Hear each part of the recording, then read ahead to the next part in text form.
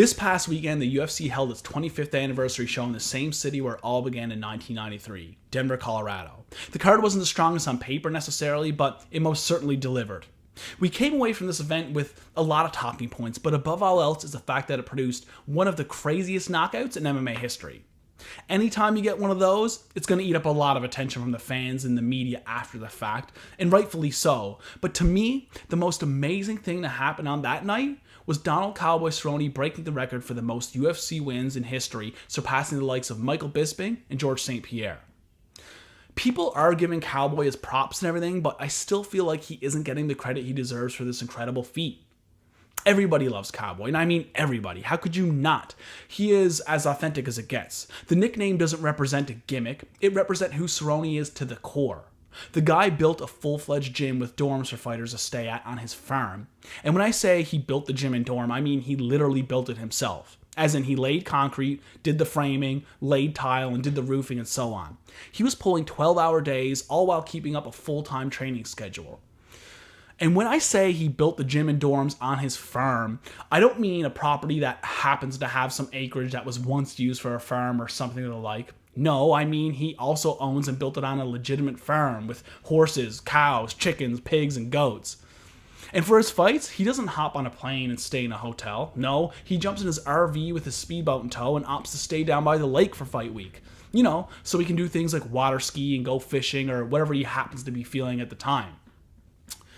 A great quality he has is that he's truly down to fight whenever and against whoever. And that's something you'll hear almost every fighter say at one point or another. But he is a part of the very small percentile in professional MMA that truly means it when he says it. And more importantly, actually does it. The single and only caveat on whether or not Cowboy accepts a fight is if his grandmother is free to be able to attend. I don't think it can get any more wholesome than that. But therein lies the problem.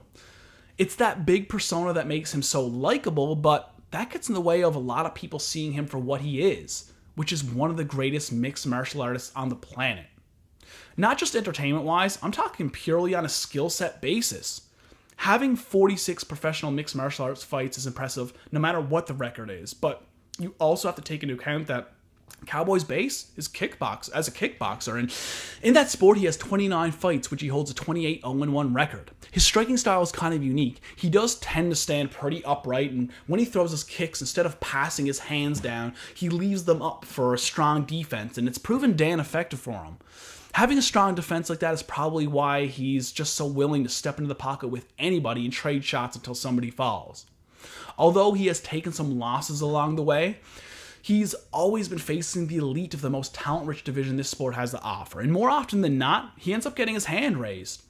And whether his hand gets raised or not, he is always producing a barn burner affair for the fans.